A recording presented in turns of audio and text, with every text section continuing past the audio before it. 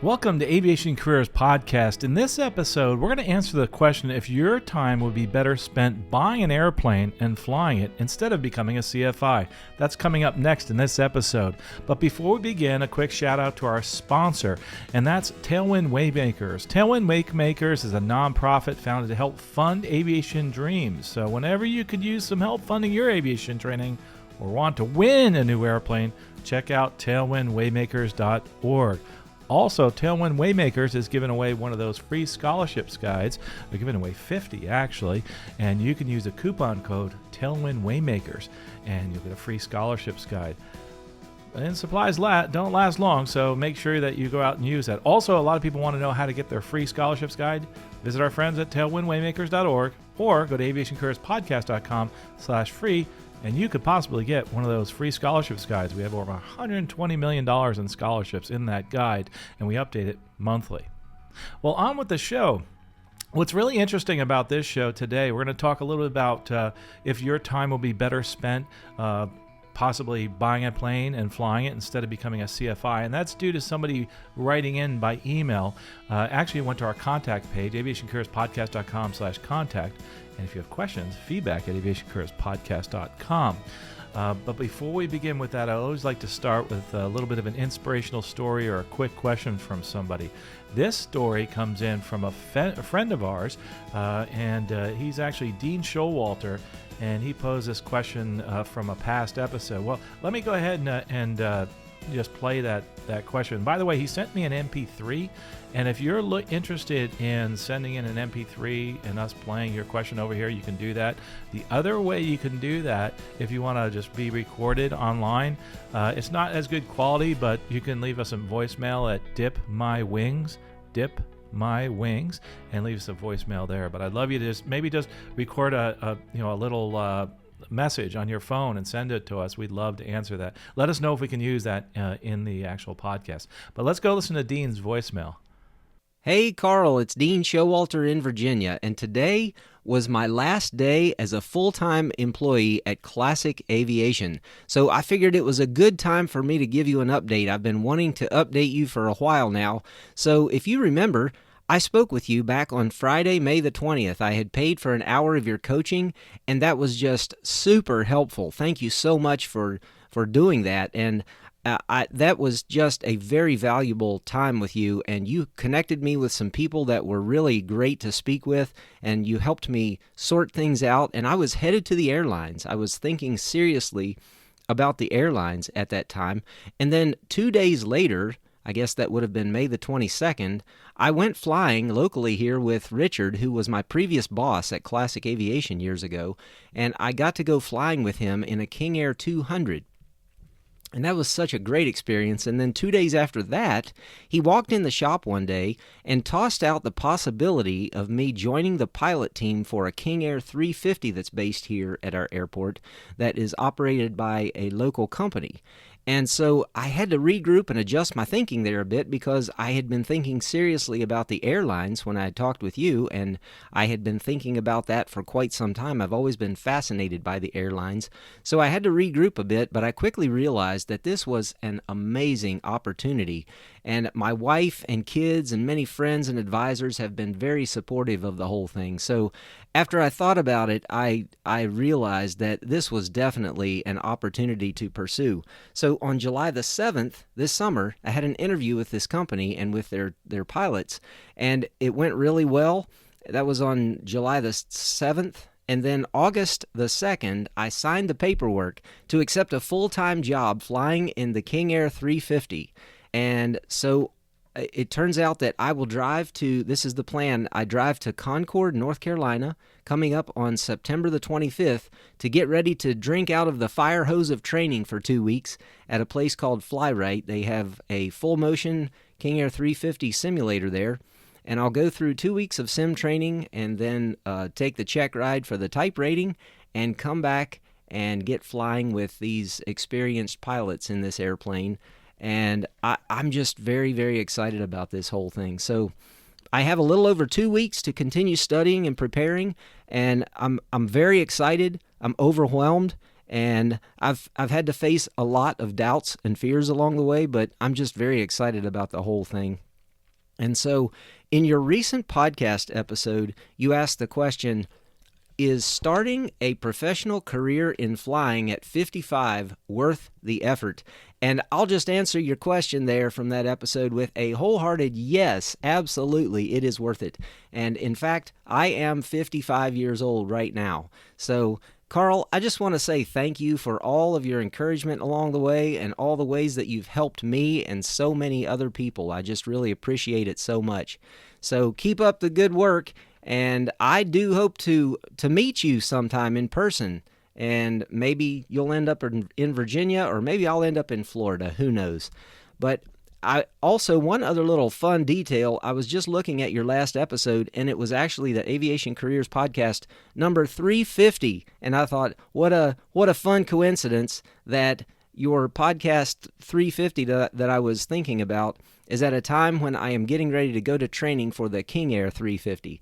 So, Carl, I just really appreciate all the ways you've helped me. Thank you so much. I just wanted to give you an update on how things are going on my end, and I'll try to get back in touch with you and let you know when I am on the other side of the training and I'm up and running in the airplane. Thank you so much, and I'll see you. Well, Dean, thanks for that voicemail. First of all, I appreciate you sending that over to us. Dean has a great show. I'll put a link in the podcast notes, airplaneownermaintenance.com. There's a little bio about him I have a link to. But that was quite the coincidence there. And it's so cool that you wrote in, or actually sent us a voicemail. Dean, I'd love to have you on the show. He has a very inspirational message always on his show. And he's just somebody that I really admire as a mechanic and also in his flying ability. So, Dean, thanks for that. And I love the fact that you talked about your path was to the airlines and you decided to take another path. And if you're listening right now, love to hear what you've done. Possibly you did the same. The airlines are great for building time, but it sounds like this might be the job for him, which brings up the fact that you should always think about the next little juncture in the road and think that, is this the right way to go for me and my family? And it sounds like it is. Never discount anything. Never discount any job until you're in that situation and it's put in front of you and you make that decision. Because at that moment in your life, things could be different than they were, just a few years ago, months ago, weeks ago. So hats off to you, Dean. I really appreciate that. So let's get on to the question today. And this comes in from a listener who went to our aviationcareerspodcast.com/contact. Also use feedback at aviationcareerspodcast.com. And we'll read your message here. Of course, get rid of all the identifying information. We won't use your name, in other words. So let's read his question. First, he says, why should I be a CFI after my flight schooling? I'm almost done getting my private pilot certificate in accelerated flight school. I'm 36 with 4 kids and have taught before in education. Not sure I'd have enough patience to teach again. And I want to get my 1,500 hours as quickly and effectively as possible. Would my time be better spent simply buying a plane and flying? I'm already going to be in debt. What is another $150,000? I want this to be my last career and need to know something about retirement. Something seems off about the cadet programs that usher people into the regionals requiring their cadets flight instruction until they get their 1,500 hours. Are they hiring these folks at a lower rate than those that apply outside of the cadet programs and flow through? Every hour counts for me, as does every year of employment. I appreciate your content and advice. Thank you very much. Well, thanks for that question. First, let me answer the one question before we go into if it's better to buy an airplane or not. And this really does depend on your situation. Those cadet programs that you talk about, what's happening normally there is that these folks, it's basically the same as what you're going through. They're pretty much guaranteed a job, even though they say they're not guaranteed a job, as long as they make it through this 1,500 hours of flight instruction. The question was asked about whether the pay rates are different. Normally they are not. As of today, normally they are not, in that when you get hired with the major airline that has a cadet program, you start at first year pay once you actually go in the door to your training after you get your 1,500 hours. So most of the programs are set up that way. So I just want to clarify that. Some have some differences in that you actually get some seniority when you're hired into the cadet program, maybe for travel, maybe not as a pilot, but maybe for travel. And some you don't get any seniority until you finish the cadet program and get hired on as a pilot. Either way, I think these are great opportunities. 1,500 hours and you're put right into a jet aircraft, a large jet aircraft at a major airline. I think that's pretty cool. Especially the fact that, yeah, we have a shortage now, but, and I'll go into that in another episode. We're never going to solve this pilot shortage. We never have, and there's been shortages over the past 50 years, and we'll talk a little bit about that further. But let's dig into his question, and that's if the time will be better spent simply buying a plane and going ahead and building those hours. So this is really interesting question for me because over the years I've given advice to people on both sides of this. Number one, to buy a plane, and number two, to actually get your CFI. We're going to put a little bit of twist on this. We're going to talk a little bit about doing possibly both. But let's look at the benefits of buying an aircraft. And also, just to put a little more color to this, this is from my experience with the people that I've actually counseled that have purchased their own airplane and have gone through this process. So we're not talking theory here. We're talking about people who have actually done it. So let's talk about what those people that bought an airplane have done and what the benefits were to them, to those clients. So number one, you set your own hours and fly when you want. That's a great benefit. You're not succumbing to somebody else's schedule. It's just your schedule. If you get to a destination that you like, you can stay there longer. It all depends on your budget, of course. Number two, you can fly an extended cross-country flight in the system and gain valuable IFR experience. I have to say, this is terrific. Being in the system, flying in the system, and especially flying IFR in the system, gives you invaluable experience when you move on to the airlines.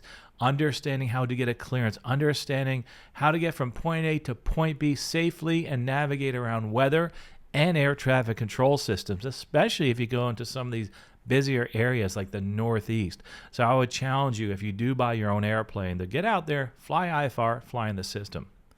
Number three, you can bring your whole family. I mean, this is something that is awesome. I mean, you can go on trips. You can take your family with you, your pets, etc. You can fly to wherever you want with those that you love. And I think that's a really cool option for you. Number four, and this is by choice, of course, you're home every night. Number four, you're home every night. That all depends on if you want to be home every night. And I know a lot of people are going to say, hey, as an instructor, I'm home every night, which is usually true that when you're an instructor, you are home every night. But you're home every night when you want to be home, going back to setting your own hours. So that's another bonus there. Number five, you can start your own flight instructing business and take on only the clients you choose.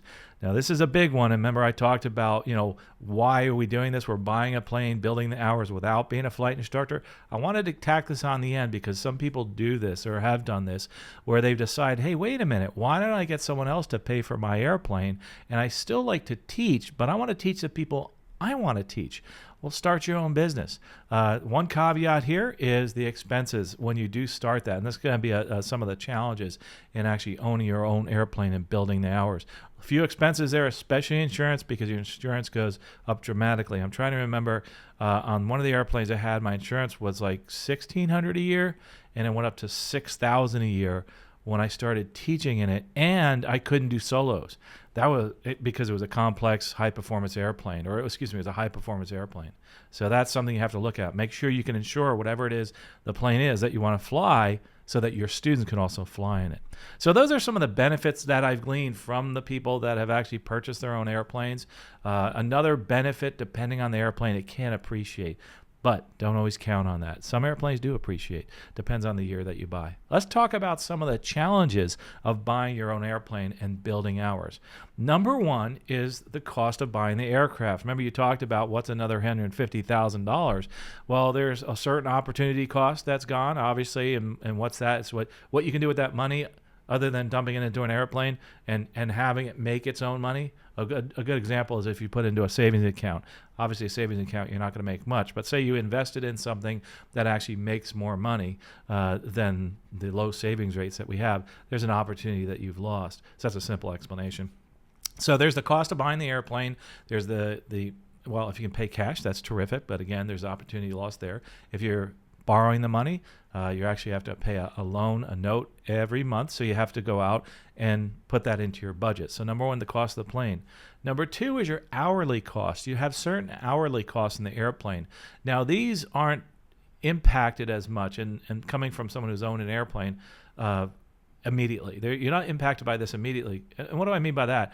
You pull up to the pump, say you have an account with the local FBO, you walk away. It's kind of cool. You get in your airplane, you put the gas in, they park it for you, whatever, and there's no money out of your pocket. This is great. Well, actually, the money comes out of your pocket eventually, but it is kind of cool. Their cash flow is actually a very good cash flow. In other words, you don't have a negative at that point, but the bill comes due, doesn't it? Some of these places give you a discount, which is kind of cool. But hourly cost, oil, obviously gas, fuel is another one. And you can actually get some discounts on those hourly costs. So you have those things. Another thing to throw in there, and some people call this an hourly cost. It's not a direct operating cost. It's actually maintenance. You need to have money in reserve for maintenance.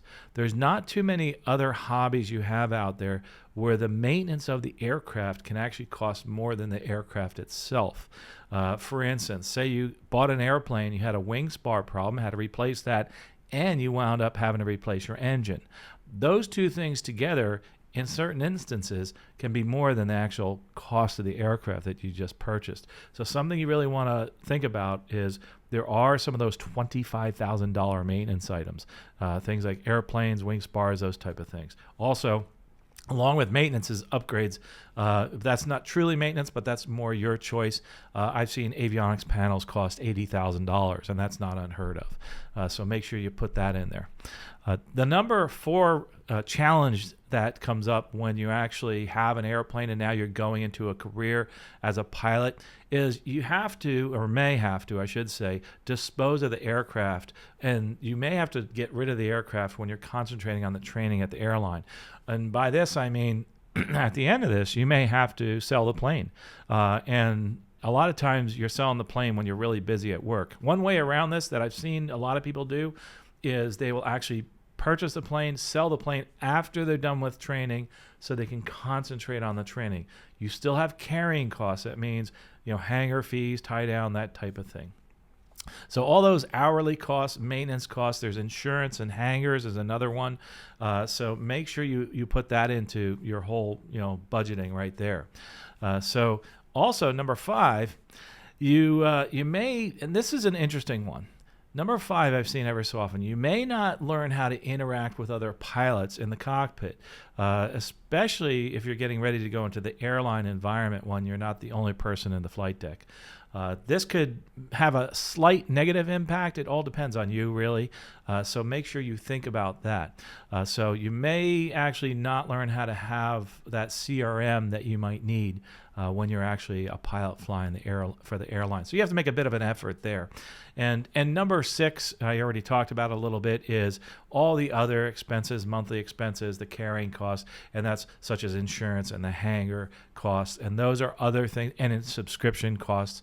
Those type of things, subscription, what do you mean by that? That means like your Jeppesen or your database for your charts or your database for your GPS. Those type of things are monthly costs. So that's number 6 is going to be those monthly costs that you have, things like that tie downs, et cetera. Basically your carrying costs, like if you have a rental property, that type of thing. So hopefully this has helped you. There are some benefits. There are some challenges. To give you let me give you one positive story. I know someone who did this. I had a client, went out, and his spouse was I think a doctor or something like that, had a high income, so they didn't really have to worry about the income. Wound up buying an airplane, like a 172, nothing really too expensive. Wound up flying that 1,500 hours, had a lot of fun with it, and then went on and sold it. Didn't do anything else like I talked about being a flight instructor. Sold it, went on, and started flying for the airlines. So there's one positive. One of the negatives that I've seen, it's not too bad, but this is a negative. One of the challenges, worked with somebody who actually had their own airplane, went to the airlines, and then had to concentrate on training at the airlines. In the meantime, he had like another partner or two, and they wanted to buy him out. And he really didn't want to deal with that while he was in training. So if you're going to make this transition and you're an owner, make sure you plan out that transition well, possibly getting rid of the airline or the airplane before you move on to the airlines after you have your 1,500 hours. This may not be a big deal for you. Just remember, carrying costs, you have insurance, hangar, that type of thing. So hopefully this has helped you as far as looking at if your time will be better spent just buying an airplane and just flying it. It could be true that might be the best thing for you, but it's a budgeting issue, and you have to reflect upon your life and possibly maybe you have enough money that possibly this will work out for you. Most of the time when you actually run the numbers, I'd have to say it turns out that it's not going to work out for full-time just flying the plane, but maybe doing a hybrid. And that's why I threw in the whole part about becoming a flight instructor. The other cool thing about that, you get to actually do your lessons in your own airplane. But I've seen this happen, you own your own airplane. It's also, if it goes down for maintenance, you don't have another airplane, you have to rent a plane. So just remember that if your airplane goes down for maintenance, say it goes into annual and the annual takes a month or two, now you can't fly for a month or two. So think about those things. That's what's good about having a school. So if you do buy your own airplane, make sure you have a plan B, maybe get rid of that airplane at the end. So hopefully this is some of the things that you think about while you're looking at buying an airplane to replace actually flying as a flight instructor. You can put these costs down on a piece of paper and you can look at the costs to you yourself. It may be worth it. Just remember what you said, that $150,000 actually may be a lot more than that. It all depends on the type of plane you fly. So my advice, and I learned this a long time ago, is the least expensive plane a lot of times is the best plane. And one of the reasons is the fact that you always can fly. I'll never forget this one airplane I had, and it was a Cherokee. And oh my gosh, it was so terrific. I didn't even think about the cost of it. It was so inexpensive to run compared to the other airplane that I had that was actually a high-performance aircraft, and maintenance was a little bit different. So bills I didn't worry about as much, that type of thing. But a big bill can come due, and those are shockers. Like 1 month, all of a sudden, it's an $8,000 bill. But in general, I think it's something you have to look at. You have to put pen to paper to see if it works out. If you can come away with $150,000 and 1,500 hours, if that's the number you were looking at, hats off to you. Again, it may be getting a plane that may not be IFR equipped, that may not fly in the system, so you may have to come back and try to do that flying in the system. So make sure you think about that.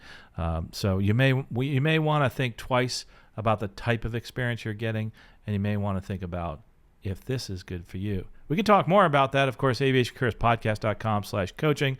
We can do some one-on-one coaching. If you could, please look at my schedule first, because we're kind of booked up for a couple of months at a time here. And so that can actually be a challenge getting in my schedule, but I'd love to talk to you.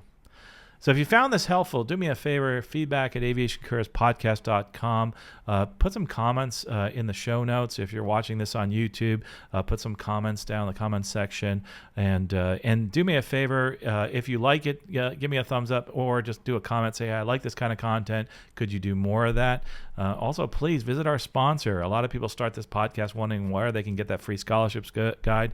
Go to tailwindwaymakers.org. They're that nonprofit organization that helps fund aviation, and they do that through doing airplane giveaways. So you can amazingly enough, is that you can actually go and put your money in to get a drawing for an aircraft, which is awesome, at tailwindwaymakers.org, and you're helping other people fund their aviation training through that, because they take all the money they make and they put it into scholarships. And we have that scholarship in the scholarships guide. But the coupon code, if you want that free one, Tailwind Waymakers is the coupon code from tailwindwaymakers.org. We appreciate what they do. If you're looking for some other coupons from the Pay It Forward program, that's at aviationcareerspodcast.com/free.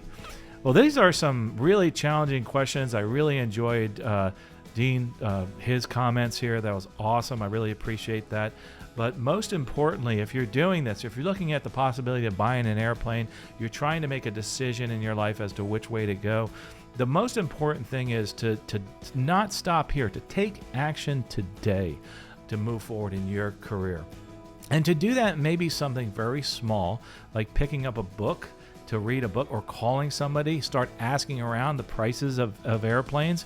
You may even want to start looking into your next rating or the cost of becoming a CFI. But just do this for me. Take one step today to move forward in your career and in your life, and you'll be amazed at how quickly you reach your goal. Well, we'll talk to you next episode. Safe flying out there.